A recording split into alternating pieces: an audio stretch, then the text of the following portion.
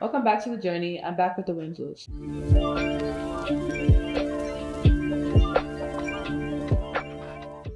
I know in the previous episode, y'all talked about how different the experiences were for middle school basketball between Brendan and Carleigh. So, did that make y'all nervous about high school at all? No, I think we were ready for it. We're ready for just a level basketball. For Brendan, Coach Chawasco is a great coach. Like, we were ready for him to start working with Brendan. Coach Wilson at O'Connor had been known to make some playoff runs, so we were ready for that. She had a player. Carleigh was joining. Yeah, So she already had a high-level kid there that was being recruited. And I think it was different too, though, because Brendan and Carleigh both went into high school at different levels. Brendan played freshman. Carleigh went straight to varsity. Carleigh went as a varsity starter. Brendan went in as a freshman. Didn't even know if it was going to be A team, B team. We didn't really know. So it was a little bit of a different thing, but it was like a fresh start at a higher level. That there was expectations not just at the house. There was now expectations at the schools, and we already knew the high schools, and we knew the teams and the players and the coaches, and we kind of knew what we were going into. So it was good. Did your kids ever want to quit? I don't think they wanted to quit. I think there were days where they didn't want to do the workout. They didn't want to get up early and go to the track, or they didn't want to stay late and get extra stuff in with me. But I don't think it was a matter of quitting. It was just a matter of, it's been a long day, I'm tired, I just want to go home. And I didn't let them just go home. And there were frequent conversations about, like, are you sure this is what you want? Because you didn't play like you want to play at the next level. Like, you didn't produce like you want to play at the next level. And so there were lots of transparent conversations to make sure that, like, we were doing our part, because that dictated our support. And so we had to have lots of, like, conversations about, like, because it told us what we need to do or what we didn't need to do. Because if you just want to play for fun, then that means I get to enjoy for fun. But if you want to play at the next level, that means, like, we're going to critique you. We're going to tell you when you suck. We're going to tell you when you need to step up your game. And you're going to hear it until you fix it. And it also goes to that's all we know. You know, like, they still get you suck text. If you did, and if you didn't, you get great job. And it's not always about, and when I say you suck, it's not you suck because you played bad. It could be you suck because your effort was horrible and you didn't look locked in. Maybe that's what it wasn't just because you had a bad game or you didn't score points or you didn't defend.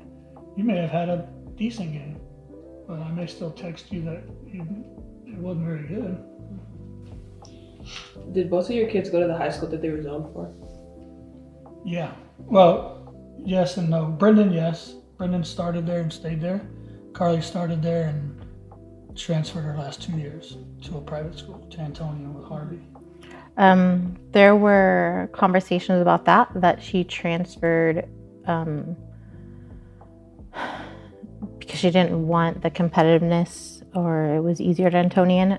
So let's just clear it up. She transferred her junior year to Antonian because her sophomore year, she got her front two teeth knocked out. The next year or two at O'Connor, there were not any high-level athletes coming in. And in girls basketball, it can get very physical because they're not as athletic. And so we made the decision. Other teams want to win. You want to win. And we made the decision to protect her body a little bit, to have a few other pieces around her so the defense couldn't focus on her. So we wanted to protect her knees, her ankles. We didn't want high school, like a high school injury, to take away of her where she wanted to be in college. And a lot of high-level academic schools were recruiting her at the time, so we just decided let's go to Antonian, because the reality of it is she couldn't transfer to Northside. She would have had to play JV. That wasn't going to help her. That wasn't going to protect her body. We would have loved to go to another Northside school. It just, with UIL and the type of player she was, it wasn't going to work. There was a lot. I mean, and it was a business decision. It wasn't. It was definitely, are you sure you want to play? Obviously, at this point, she had some offers. She had a ton of interest. So it was obviously a business decision. But there was another story or conversation out there too, that she was recruited and promised money and scholarship and all that. That never happened. We've never received anything. So like we have to work for everything we got. So that was another little. There's always gossip and stories out there and stuff like that when things like that happen. But it was mainly to protect her body, like she said, and to make sure that it's not about not wanting to play with those kids that were there. It was just a matter of, there's got to be some IQ in it too. And we were there in the beginning, but it was just give her the ball and let her do everything. No, it's not that. Like, we don't want that. I don't want her to have the ball and do everything. I want her to have to struggle. I want her to have to learn how to do other things. You can't do that in that environment. So we just made a decision. And then the school too, schooling and the educational piece too was huge. And Antonian was a great fit. And Antonian played a lot of 6A schools in the preseason. Big time schedule. So. And a ton of games. A lot more playing. But it was controlled games. It wasn't just free for all like it was. How did your kids balance the workload of studying, sports, and social life? I don't know if studying, they didn't take a ton of like AP courses and things like that. Like, they were normal student kids and they made decent grades. And I don't think they had to like do crazy amounts of studying to do that, but we didn't put them in crazy classes either where they had to be studying a lot. But there were times homework was done in the car on the way to practice, or you gotta do your stuff. I mean, on the way when you got home, had to stay up and do some stuff. They would be falling asleep at the table because they had a long day and worked out, and they still had to get their work done. So I mean, there was that. Social life. I mean, they had a good. I mean, I think they enjoyed it. They didn't. Did they miss football games and stuff? Did they miss stuff because we had to get in a car and drive to Houston and to Dallas? Yeah. But they probably would tell you that they would have preferred to get in a car for 5 hours and go hoop all weekend than go to a Friday night football game. They weren't built like that. So, I mean, that's just what they preferred. But they had a good balance of social experiences. Yeah. They just, I'm not sure I'd be okay with it as a parent anyways. Like, if they were just gonna always be gone every weekend with their friends. Like, if we took sports out of it, we weren't those parents who were like, you're gonna be gone all the time. Like, you're still gonna be home. Like, you have responsibilities at home. Like, you just couldn't. I can't speak on that because I don't know what we would have done if we were in basketball. What would we have been doing? What do kids do that don't hoop? I don't know. Did your kids go to prom? Yes. Yeah. Both of them did. Both years. They had curfews. Did they work during high school? Basketball was work. They didn't have time to work. Because when they went to school, we were in the gym. How was summer ball? Great. It was good. It depends. Who are we talking about? Talk about both. It was good. I mean, it was good. Carleigh's was always good. I mean, we were with Finest forever, and we came from, 4th grade all the way up. So, I mean, it was always good. It was always developmental. It was always good. Did we always agree? And did we argue about certain stuff? Sometimes, sure. Me and Ray didn't always agree. Brendan? Finest was good when you had Finest for a little bit. It was good with Finest when I was there, because I helped with the boys a lot, and Brendan had kind of played for me at that point. And then once I moved him from there, and with Alex Loyola, and then when I moved him out of that, it was kind of sketchy a little bit because we didn't really know where we were going to put him, and we didn't really know the landscape outside of what I was doing with him. So whenever I wasn't coaching him, we didn't really know who was legit and who, I don't know how to say it, who was full of it, and we didn't know who was gonna develop him. The way we wanted because I didn't have the platform to put him in the tournaments that he needed to be in. I needed to put him somewhere else that could put him in those tournaments. And be willing to develop them and not, there were lots of conversations sometimes like with other organizations that would fly athletic kids in and claim to develop them. He played with a couple of programs for about a week. And But no one wanted to take the time to develop him because he was 5'7", 5'8". Then he had his growth spurt, and he could still shoot over people, and he could make contested shots. And then there was a little bit of interest to come play for higher level teams like in San Antonio. But at that point, do you trust them to develop them? Because they weren't interested before. And then you watch the sets they run, you watch who they fly in. Like, it's not something you're interested in for your own kid. And so you look at Lou. Lou runs good stuff. Lou develops kids that aren't 6'5". He has a reputation of getting kids to every level. And so when there wasn't no more finest boys, we went with Lou, and Lou was good for Brendan. And Lou didn't fluff it. Lou didn't say he was going to do this or he was going to do that. Lou was straight up and says, man, he's good. I think he's good, but I don't know where he's going to fit. And so that was perfect. That's what I want. I want honesty. Like, tell me what it is you see. Now, I may not agree with you. And if I don't agree with you, then that's fine, and we'll go somewhere else. But Lou ran good stuff, you know. And I think it helped because we kind of knew the game. So we could kind of tell a little bit.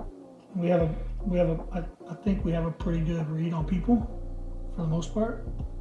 So we can kind of tell who's not who they say they are.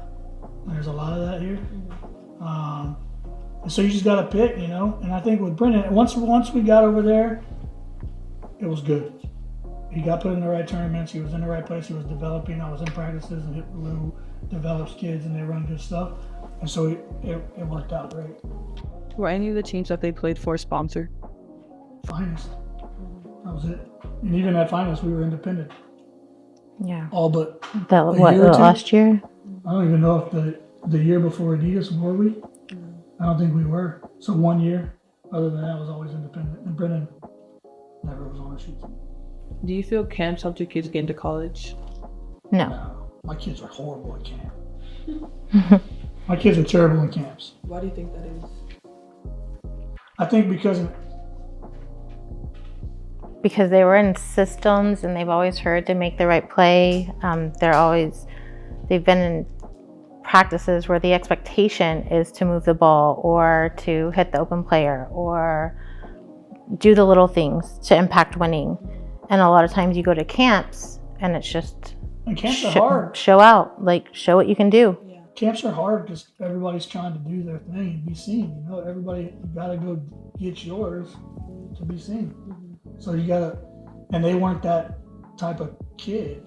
And we would have lots of arguments about what you need to do if we do this camp. And it just didn't. I mean, it was good to be in a gym with talented kids. But did they stand out in those camps? Did those camps get them to college? No. So they weren't the selfish. Like, you have to be selfish to stand out in those camps. And selfish is good in those camps. I think you gotta be. It's a good thing. That my kids just weren't good at it. Do you think the city of San Antonio has supported your kids? I think the circle. Depends on what part The of San Antonio you're circle, talking yeah. about. No, I think the it was circle. good. It was good. I think the circle of people that matter supported the kids. Do I think outsiders of that circle supported the kids? No, because outsiders don't want your kids to succeed. People don't like seeing other people succeed. That's in life, I don't think people like seeing other people succeed. I don't think that they don't like it, but I don't think they like it. You know what I mean? Like they don't want to see especially if you have a like-minded kid of your own. You know, everybody's comparing everything all the time.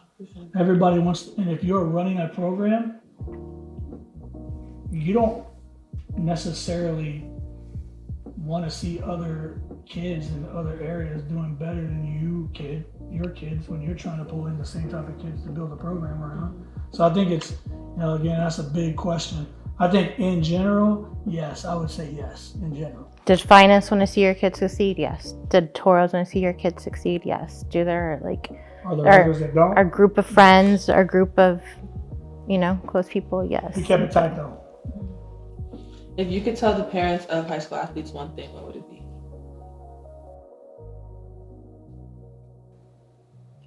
I think what probably the same what we all hear in our circle, trust the process, run your own race, block out the noise, focus on your kid. Focus on your kid and what you're doing, and don't let the outside stuff get to you. Because if you get to a certain level, there's a lot of outside stuff. I mean, you're at a level. You know what I mean? There's a lot. You just got to stay grounded to it. And especially, you got to protect your kid too. And be coachable. Be coachable. Thank you for watching The Journey. Stay tuned for the next episode where we talk about college.